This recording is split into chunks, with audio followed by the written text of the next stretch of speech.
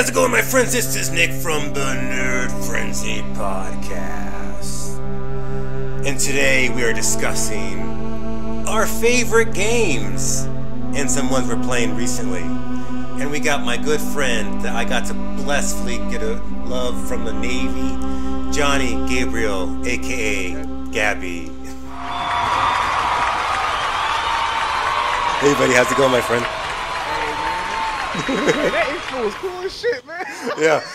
You watch any of my things, and I've been doing that, and sometimes I build it up, sometimes just like, here I go.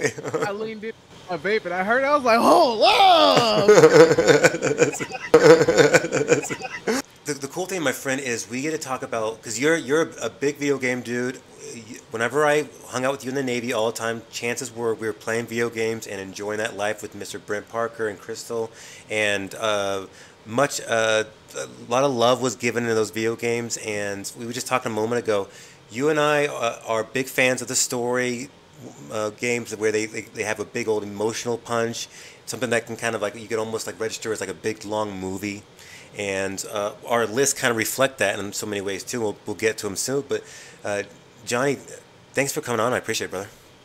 Hey man, anything for you. You ain't even gotta ask. Just let me know when you're recording, I'll show up. And that's you know what's funny? That's actually what happened too. So I mean, yeah, I look at your messages, I'm just like, hey bud, let's do it this day. Cool, man, I'm there. Oh, okay, that was about as easy as it comes. Okay, cool. Yeah, man, I love podcasts and I love my friends. When friends ask me to do something, as long as it's not gonna hurt me, I'll do it. Thanks, brother. I appreciate it. So yeah, let's go and get started, my friend. The first one for me that had the biggest kind of, I guess, just experience probably was actually 007 Goldeneye in 64. You know, I didn't have too much emotional attachment to that game. No? When I was a kid. No, because I only associated with that game with killing dudes whose faces would have changed when I killed them. I didn't really like... I think at that time in my life when that game came out, I didn't really like take into account the story. I didn't, because when did Goldeneye come out? Like, it was like 95, 96. Yeah, bro, I was 4 years old. I couldn't appreciate that game. But you could appreciate when you got older, right? Yeah, but I never like went back into the story. It was just like, I don't know, man. Like, you don't get that. It's kind of like when people say you got to be there. I didn't get that luster in the 90s for that game, so I can't look at it through the same like rose-tinted goggles everybody else does. Now, with all that said, I love Goldeneye. I love it. Golden gun, silver gun, Bob, that weird gun that looked like a champagne bottle. You know what I'm talking about? The Soviet. That's what yeah. You're right. Yeah, it was a good gun though. It was a good gun. You're right. But yeah, there were some crappy guns too. But I remember if you had the golden gun, which you had to do specific things to earn these achievements to get these guns, and that was maybe one of the best experiences about it in the first place. But for me personally, my friend, I think the reason why it's not necessarily the story, but I think it was the first game you could play with your buddy where you could plant mines and whatnot, and just kind of have a multiplayer experience. Okay, so for you it was GoldenEye. For me, it was Donkey Kong 64. Ooh, good choice. Good choice. Because Donkey Kong 64 had the multiplayer was just Nintendo's spin on GoldenEye. That's all it was. If you've ever played Donkey Kong 64 multiplayer, and I have played extensively in my life, it's literally GoldenEye, but and I with Donkey Kong, I was the Super Nintendo.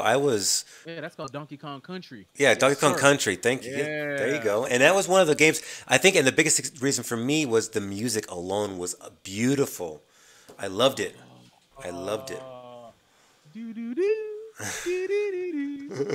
That song comes on, I still be like.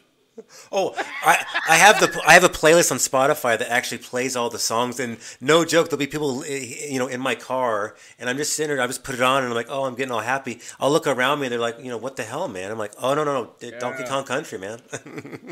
Yep, man, the Donkey Kong Country had a really good soundtrack, man. Had a really good soundtrack, man. That fantastic. But yeah, GoldenEye was cool, man. GoldenEye had some fire music too. Now, since we're talking about music, that Yeah, like MIDI format. They try their best, but and it was just pretty much like a not such a good version of the movies, but more like condensed. But it was still fun because you'd be hunting your friends and you'd be hearing that. You'd be drinking your Mountain Dew, or at that day it'd be the Surge, which was the worst pop you could ever have. Surge was just sugar, Yeah, little water in it. sugar with a little bit of like piss in there. Boop. Yeah, little Little it was splash. sugar. It was a bottle of sugar. They fill the bottle up with 80% sugar, and then they get sugar water and pour that in Seriously, it was a placebo. That's what it was. there. So sweet. Yeah. Amazing how it didn't melt in the can. Honestly, like Oh. it's so bad. Oh, It's so bad for seriously. you. Yeah, it's But alien. It's like the alien acid. Yeah, absolutely. yes, man, it's awful. So, It's so awful.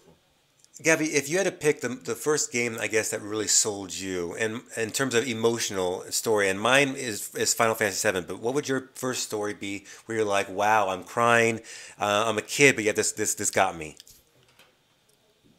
It's you know what I wanted to say Horizon Zero Dawn, Mm, but I'm gonna wow. say God of War 2018. Oh, Why are you gonna say that, Gabby? Well, here's why. who was Because that? I spent. If you think about Kratos' journey, now me, I was born in '91, so I think so when God of War came out. Now my memory's foggy, but God of War came out on the PS2 around like 03, 04. Yeah, Mm, that sound right? mm. Does that sound right? It does sound right. It does sound right. And regardless, I'll find the research and I'll put it up, and if to correct Yeah. us. Whenever God of War came out, that's the date it came out is it's not relevant to the point. The point is Kratos came out. Kratos walked into my life in the early 2000s, betting women and ripping the heads off of Greek gods. I already had a special attachment to Greek mythology myself because I love that stuff. I Cool. got a hoodie with Medusa face on it. I love that stuff. Mm. And for me to like, I mean, obviously killing people is not great, but killing gods probably feels great. Oh, So I absolutely. played God of War, and for me to go from that when I was a child to me being a grown man, I think when God of War came out, I was expecting my first son, and I got to see Kratos' first son. I got to see Kratos. Kratos got married on me. Like he just disappeared from my life, came back with a kid and a whole family in a whole strange land. He don't got his chains. He has a beard. He's grumpy. This can't be the same dude I met back when I was a kid, man. And playing through that game, and I can I do spoilers for your review for Yeah. your No. listeners? Is Absolutely. that about? Absolutely. Yep. To the journey through that whole thing, to watch him be so tough on his son in the beginning, to finally turning that cold heart of his warm a little bit, not too much, a little bit, and then learning the secret of the game, I guess, in the ending.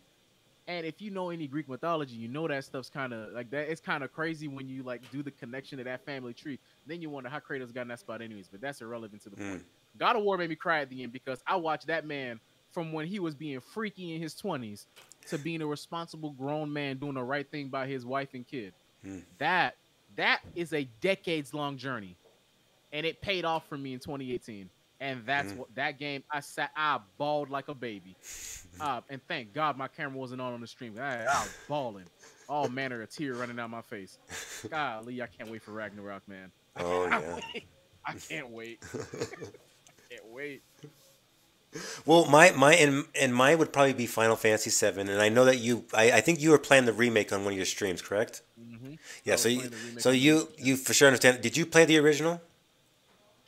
No, but you know what? I have the original right here on this thing. Oh, nice. Cool. This Yeah. is the PS Vita. This is the PS Vita for people born after the 2000s. This is a PS Vita. It plays video games. It was the first Nintendo Switch. Okay, you see, and there's video games on it. You see that one right there, Mega Man Legends. That game also has a spot in my heart, but we're not talking about that.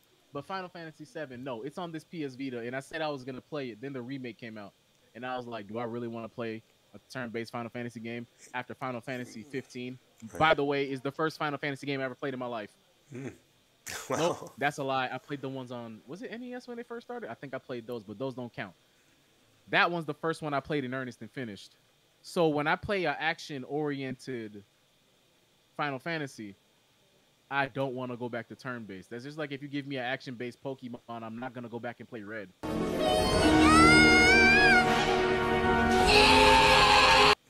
Because the faster-paced combat makes the game more engaging for me. But if I'm playing like a turn-based game and it's a turn-based series and I like it, then I deal with it.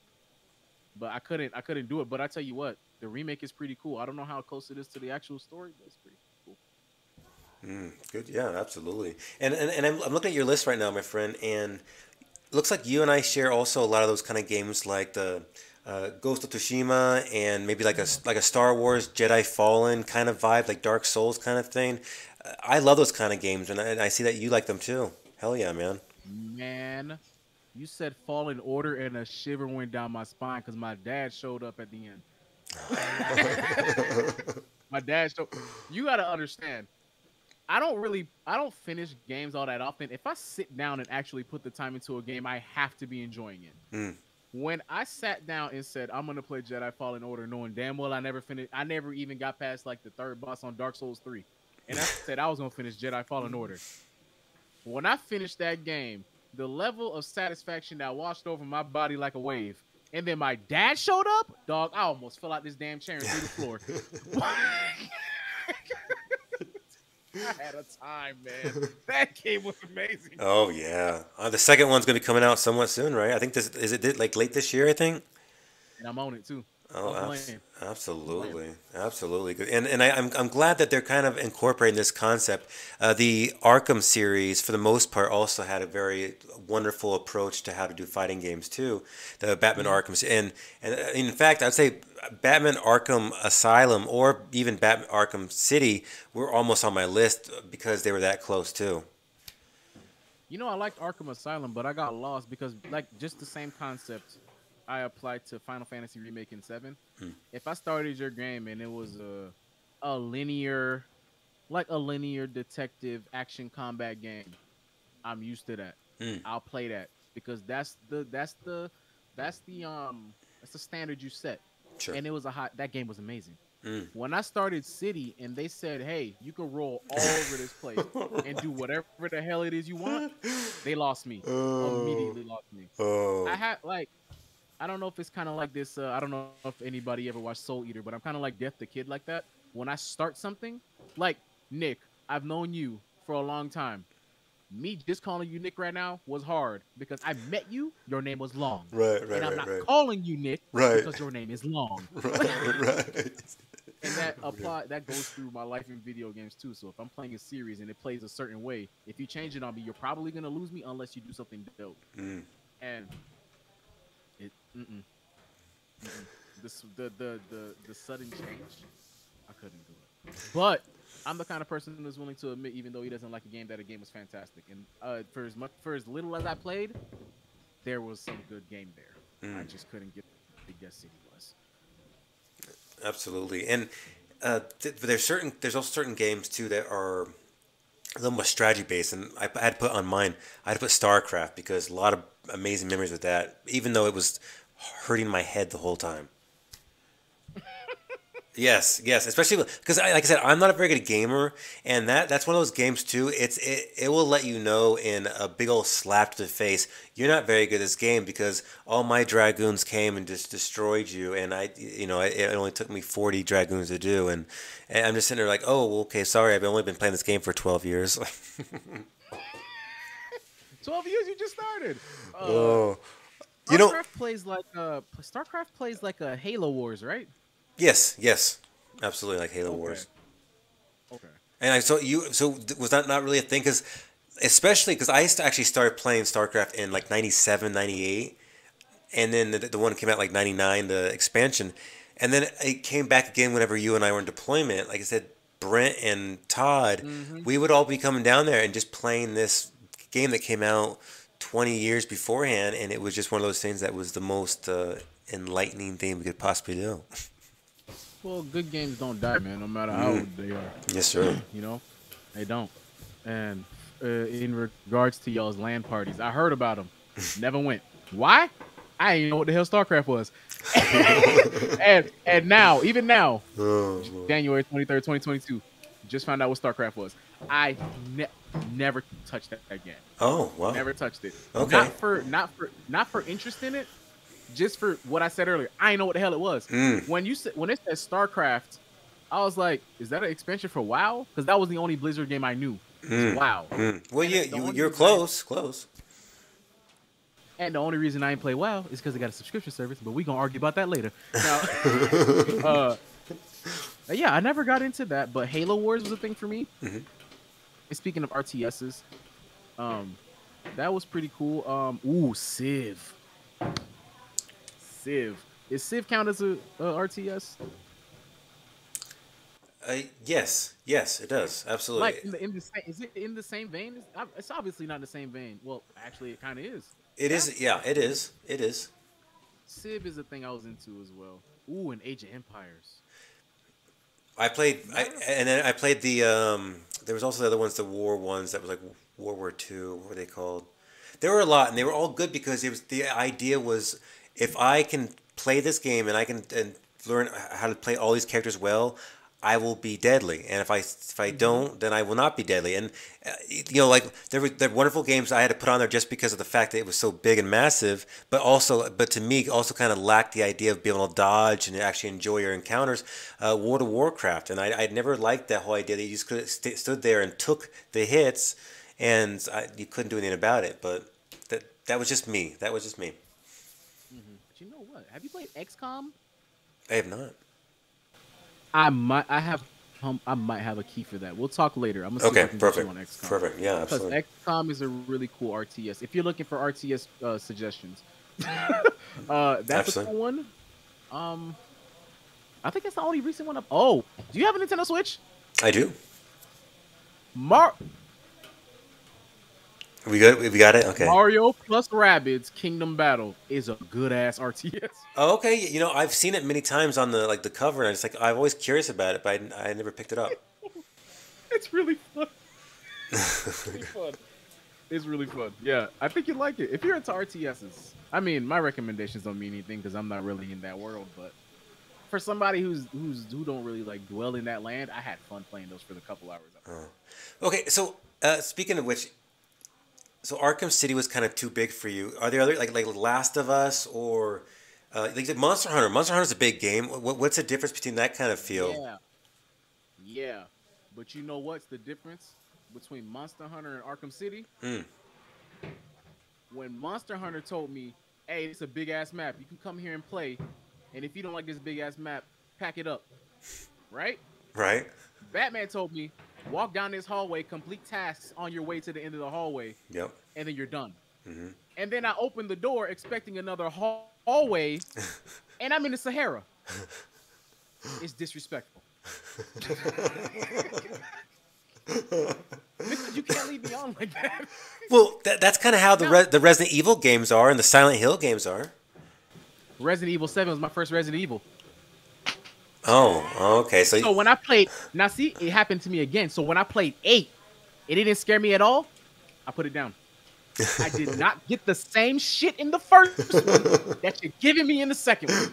You can't do that to me. Because you set an expectation with your first game. If you're going to do that with your first game, do that shit with the second one too, because you obviously know how to do it. You did it already. Yeah, and so you got the reaction you wanted from the fans, so obviously it worked very well. Absolutely. Good call. Exactly. There hasn't been a game that I've played and I hated it and its subsequent sequels because like the gameplay didn't hook me. I'll just say I don't like it. I hate when developers like, we're gonna change the game, and then they do some wild shit and then turn me off to a series I love. I ended up having to go watch the rest of the gameplay because I couldn't do it. And I wanted to get the story, which I honestly don't even remember at this point. It was some dude in like a robotic Batman suit in the third one, and I don't know what the hell going on anymore. So I'm not going back to that. But like you can't tell me, so with big old games, right?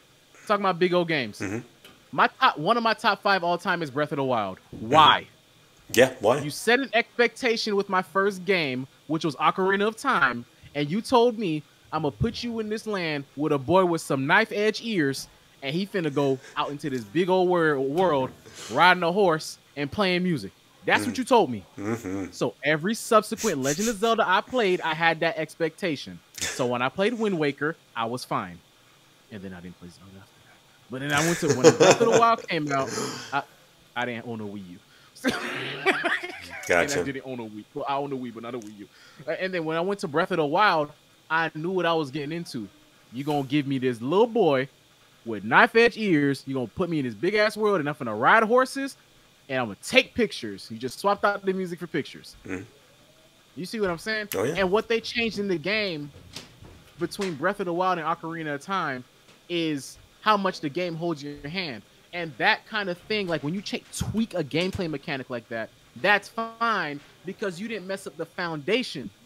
You get what I'm saying? Oh, yeah. It's kind of like that. It upsets me in a way like when you go to get a house appraised, right? You go to get your house, you go get a house that you want to buy appraised. You go there, the appraiser's like, hey, all good, foundation looks fine, you're straight. I bought a house. I walk in the door. There's a sinkhole in my living room. Why? Oh, there's a big old crack running down the foundation. I had an expectation walking into this motherfucker that there wasn't going to be no cracks in my foundation and my floor was going to be fine. And I walk in and somebody played Black Hole in them from their deck. I'm making a Yu-Gi-Oh reference. They made that Dark Hole and sucked my whole living room in. No, you can't do that to me. You going to jail. So don't do that in my video games. That's such a pet peeve of mine. Oh, and with anything, like with anything, my friend. Like for example, a good movie, a metaphor, it would be a good one. Alien comes out with a scary, slow-paced haunted house, and then Aliens comes out with a big old action pace. But they are both of quality and substance, so it still works. But then all of a sudden you change it and completely take out the idea that makes Alien scary in the first place, and it's not Alien anymore. I get what you're saying exactly. And it might be good to somebody whose entry point is that thing that you don't like. You see what I'm saying? Mm-hmm. Like, I could, if you ever put Resident Evil 4 in front of me, I'm not playing that shit. Why not? I'm not playing that shit. Because it don't play like the entry point. You see what I'm saying? That's my entry point. You can go back and play Resident Evil 4 because you played the game. You interacted with the game sooner than I did. You see what I'm saying? Okay, well, what if they do like a remake but now you get to play it yourself? If they do the remake the way they're handling RE2, Mm-hmm. I will play it because Okay. I'm going to play RE2. I'm going to play that. Any ones they remake that use the RE engine that RE7 used, I'm playing it. Except 8 because that shit was not. Yeah, I don't. That is weird how that. And you're right. You keep on bringing up 8, and it is funny because, like you said, 7 came up with the mechanic that's finally like, oh, cool. We've had some hit or misses with the Resident Evil series for pretty much always, and then every once in a while we kind of have a cool thing we do, and then we kind of maybe take it away. And it's like, but then finally 7 incorporated it perfectly, and then you're right. 8 is like, well, we're gonna try something different again. Like, no, chill out, guys. Yeah, but no. Yeah, you know what? Have you ever played Destiny? I have both of them. You play Destiny 2. Okay, so this is the point. If anybody in there who's not understanding my point, if you play Destiny, you understand this salt. There's a gun in Destiny that was introduced named the Recluse. This gun, you had to work so hard to get this gun to the point where people resorted to cheating to get this gun. That's how good the gun was. The gun shredded everything. As long as you was running a Void class so the build was I had a Warlock with Nezarec Sin. It's a helmet. And this helmet, every time I do a void damage kill, I get super energy to do my ults, right? Right. The Recluse is a void weapon. And every time you kill with the Recluse, you get a damage buff. So it never stops. And the reload on the gun was amazing. So you're just running through content, just destroying everything. And that's my entry point to the Recluse. Right? Okay. That was my entry point. What I just described. Time passes and Bungie decides that they're going to nerf the gun and leave it behind. That was their decision. Whatever they choose with their game, it's none of my business. If I'm not going to play it anymore, I'm not going to play it anymore. That's all it is. Right. So they made their decision. I touched a new Recluse. I hate it. Why? My old Recluse from last season did this specific thing. This Recluse does not do the same thing. So I don't like it. But somebody else who just played the game, who just started and never knew what that old Recluse did, is gonna love that gun because it's still good enough to do what it needs to do. It just don't do the shit that it did when I got the shits. That's my point. Got you. I like it. I That's like my it. Oh man. Well, and would you say that the turn-based system, Knights of the Old Republic, you brought that one into your list? That is like a story-based and it's also a turn-based, but it one of the best stories I've ever experienced, and Star Wars. I replay that game twice a year. Oh wow, wow. I replay that game twice a year, and I do the same playthrough every time. But that's not what we're talking about. So, Knights of the Old Republic was indeed a turn-based system. Yes. That was my entry point. Right. It always goes back to that. So, reason I couldn't play Final Fantasy VII like that is because I never played it in its original state. I like the new one, but I don't want to go back to the old one because there's tedium associated with it. Oh man, that would probably be hard for you to deal with too. But and in all honesty, Right. I don't have that kind of. I kind of lost that thing. I think it was not because I played 7, 8, 9, and 10, and well, I played them for a while, Jesus. But I keep on saying I just go. Oh, well, I played 1 and 2 and 3 and 4, but and then after a while, I got tired of the whole turn based thing, and I'm glad that Final Fantasy switched to a different idea. Yeah. But the reason I like KOTOR is because it's not because it wasn't the gameplay that hooked me to KOTOR. Mm-hmm. The fact that that game is turn based is irrelevant to me, Mm-hmm. which is strange because of my argument earlier. But it's irrelevant to me because that story is so engaging. Mm. That story is so rich. You can play that game. I've been playing that game on and I played it first on an original Xbox. In my house, I spent my little, what was it? I paid $25 for that game, used that GameStop. I think I traded in I traded in Halo 2 for that.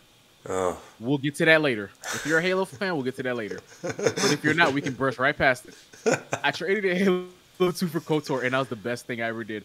I sat there and played that game for 9 hours that day. Mm. And that story, man, like starting off, oh, who am I? What am I? Mm. Oh, I'm force sensitive. Obviously, that's the path in all the Star Wars things. Mm-hmm. But the cool thing about LucasArts is they'll give you the same fucking setup and then blow your fucking mind. Oh, yeah. I didn't know I was going to go get trained to be a Jedi. I thought I was just going to be able to do whatever the hell I wanted. I didn't know I was going to end up slaying the Dark Lord. Like, I didn't know I was going to end up being the fucking Sith Lord at the end either. Like, so, you know what I'm saying? Oh, yeah. I have nothing but good things to say about that game. Now, combat might be a little annoying. Like, I have to cheese some stuff when I play it these days because I play it on my Switch whenever I can. But as long as I can get from point A to point B of that story, I'm all in, man. Oh yeah, oh I'm yeah. all in. The whole idea too of the whole you and Bastila fall in love, and then you're you don't know what to go to the light side or dark side, and of course we know in retrospect who Revan is and how it seems to me too. Revan is now like a canon situation in Star Wars, and we'll probably see a movie one day. I've heard even rumors, Gabby, about it's a rumor, but it's been going on rumor for about 2.5 years now that Keanu Reeves will be playing Revan, which would be pretty cool too. I'd be okay with Johnny Silverhand doing that. Johnny Silverhand, but and of course, are you excited about that new Unreal Engine thing that they're doing with the Knights of the Old Republic? Whatever they're doing with Knights of the Old Republic is getting my money. They can make Knights of the Old Republic draws, and I'm buying it. That's my emotional attachment. Oh Lord! Whatever they need, I got it. I love KOTOR, man. No, absolutely, and of course it spawned the second one, which wasn't as good, but it was still a decent one, and then of course Old Republic, which was try to be the WoW killer, but it didn't. It wasn't even close, but it was still pretty fun in itself. That game was, I consider that game like a success. That's the sequel KOTOR deserved. Yeah, sure, I agree. The stories contained within SWTOR are so well. That's Star Wars: The Old Republic. It's the MMO version of KOTOR. That's pretty much what it is. Like there's what is it? I think it's 4 classes each side, meaning dark and light, and it's that's 8 unique stories. Like BioWare did their thing with SWTOR. Too bad Anthem couldn't get the same damn treatment. Hey, you're absolutely right. You're absolutely right. Yeah. Damn shame. So, okay, here's a funny little story for you, by the way. I bought Ghost of Tsushima, the Legends pack. Did you play that? I haven't gotten through the story. I halted it. So that's the curse of playing things on the internet for people to watch. When people aren't watching, you tend to stop playing the game. I haven't picked up Ghost of Tsushima. I got into Act 2 and then I stopped because I stopped YouTubing.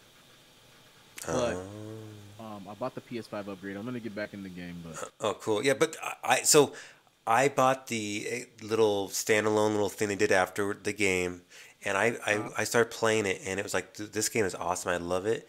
And then I that's the found, multiplayer, right? yeah, that's the multiplayer one. And Okay, then yeah, I and didn't then know I that. found out that I'd never even played the real game. So I so I was just because I was like I said, I had a wonderful experience with this, and then all of a sudden I found it was just little challenges and fun little things. I'm like, oh, and then it's like, oh, play the campaign. I'm like, what does that mean? And then it's like I realized, oh, I never bought the real game. So yeah, it was a funny little thing. So yeah, of course I did, and it was awesome. So That game is a gift. it really is. I'm not gonna expound on that. What you want? The game's a gift. That's it. That's all I gotta say. All I got for you. Oh, now for me, my best experience of any game has got to be playing The Last of Us. Did you get to play that? I have some very bad news from you, my friend. Oh, I played Last of Us, and it. I'm not gonna sit here and say it's bad. I'm never gonna say that. It didn't hook me. It didn't give me the old Dave Chappelle. Gotcha, bitch. It didn't give me that. Now, that's I a think good I got impersonation.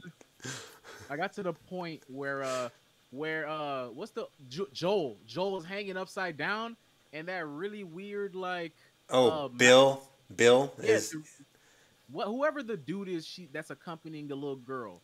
yeah. Whoever No, that no, no. dude is. You're talking about Joel. Yeah, that's correct. But there's a big fat guy named Bill that it had him hanging down, and you have to shoot all those people coming in at you. Yeah, Uh, couldn't do it. Couldn't do it. Oh, it's stressful because you're upside down and you can't see it. You're distorting. And she's going, Yeah, Joel, come on! And you're like, oh, okay. yeah, I couldn't do it, man. I couldn't do it. Oh, and I almost gave up because I had similar situations. But then one day I pushed through it, and then it became the experience. And of course, as you know, the first 15 minutes of playing the game, the main character, which you're playing as, dies, and it's just like, oh, okay, and it just kind of completely sets the tone. And Yeah, the you are dark right. acting and storytelling, it's some of the best I've ever seen, if not the best. It is the best, and now they're making a TV show from it. So The Last of Us getting a TV show? yeah, Pedro Pascal is gonna be playing Joel. Yeah. You know what? That'd probably be the only way I'd engage with that. That'd be the only way I engage with that that lore. Mm. Because I couldn't get into that gameplay loop. I have like much like everybody who plays video games, you have a specific set of things that you're looking for when you play a game. Hmm. And for me, it just didn't click.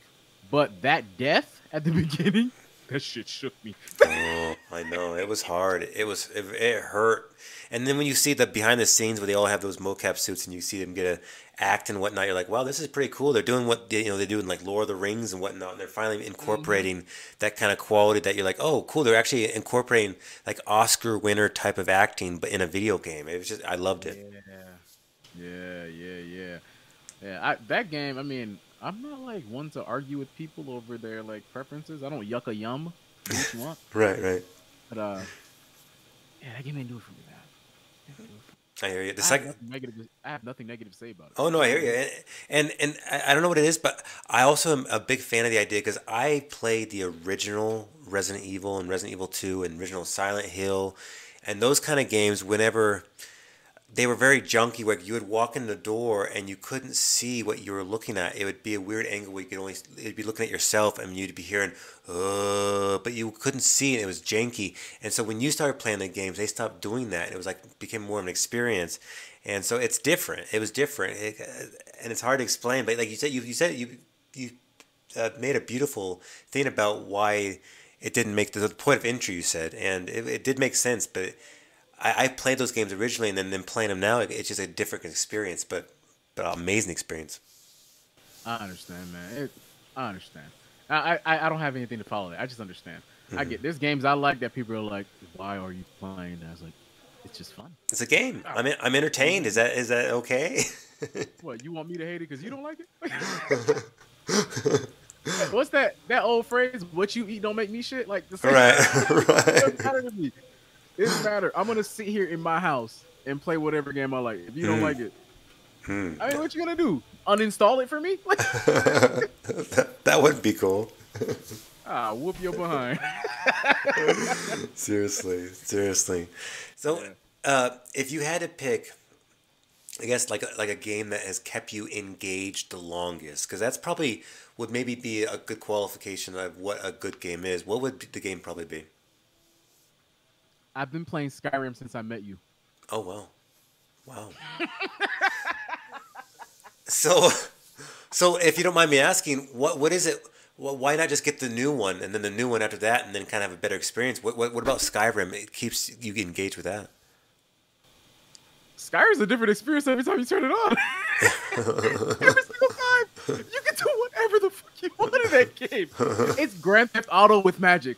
That's all Skyrim is. It's amazing. Oh, There's so much stuff in that game I have not done. Like I did that. I was playing one time. It hasn't been recent. When was the last time I played Skyrim? I don't think it's been. I think it's been a good couple years since I've played because Bethesda's pissed me off. So I was like, I'm just not gonna play nothing they got. uh, At what is it? Elder Scrolls Skyrim. Last time I played it, it has to have been a few years ago, right? Holy, yeah, 2 years ago. I hmm. have 238 hours on that, and that's just PC. But I've been playing it on console. I've only been playing on PC for since 2014, 15. All that time before that, I was playing on Xbox, Damn. and I bought it on every platform. Like I got the shit on my Switch, and I have a different character doing different shit on that game. Skyrim is a game I've been playing forever, but also I've been playing KOTOR forever too. Ever since I touched it on the Xbox, I played it at least twice a year.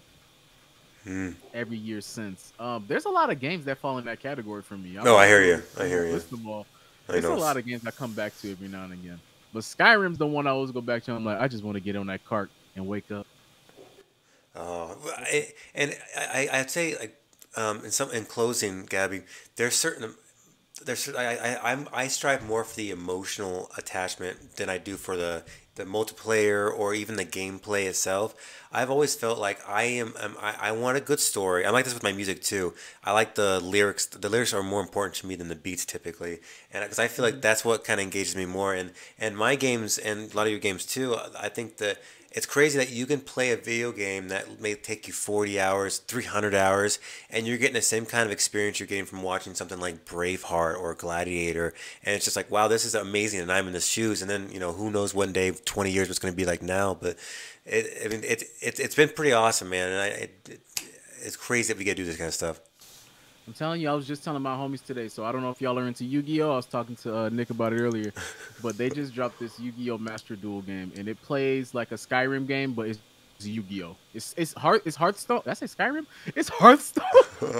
It's I heard Skyrim, Hearthstone like, and with I'm Yu. listening. It's Hearthstone with Yu-Gi-Oh paint, right? And I was just telling my friends, I was like, it's really crazy that I haven't touched a Yu-Gi-Oh card since I was 11 years old, and I'm 30, and I'm playing Yu-Gi-Oh on a computer over the internet on a phone call, watching a live stream with my speaker that changes the color of the lights in my room. You see that? You see how wild that is? Oh, you are a nerd. Like, it was just something to think about because I'm having the time of my life Oh man. playing Yu-Gi-Oh again, and I have to. Well, I ain't gonna say I ain't buy no cards. Like, it's all contained in my house. I don't gotta go get the sickie. I don't gotta go out there and risk that. I could just sit here and have some dude in Wyoming maul me with a red eyes black dragon, and I'm okay with that. Like, video games have come such a long way. Even like I was just glanced at my list. Even looking back from like the first Metroid I saw, because I haven't played the first Metroid I Mm. saw, which was Super Metroid, and then I finished Metroid Dread like a month ago. Amazing, Oh yeah. amazing where games come, and I'm Yes. so excited for the future. Yeah. No, Sam. She's a badass bitch. She's awesome.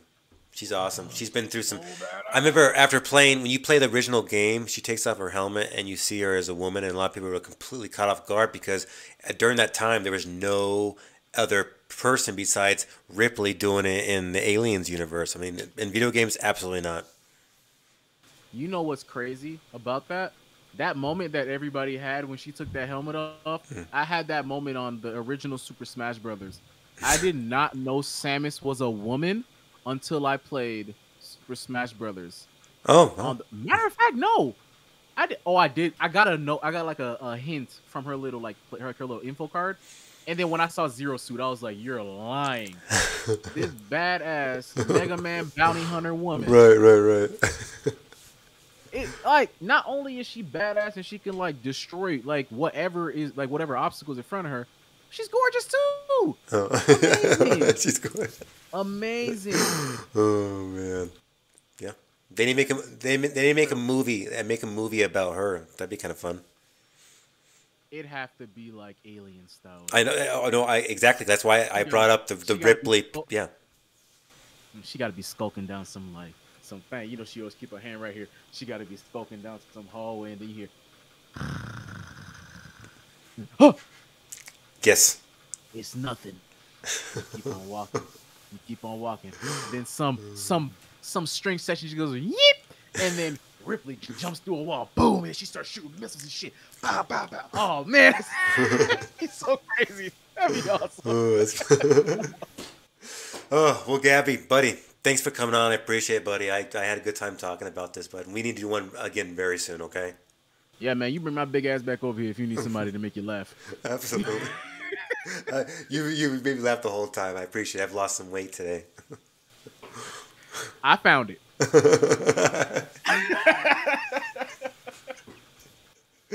Oh, man. All right, bud. Well, thanks for coming on. I appreciate it. All right, man. Not a problem. All right. Well, take care, everyone. Bye, y'all.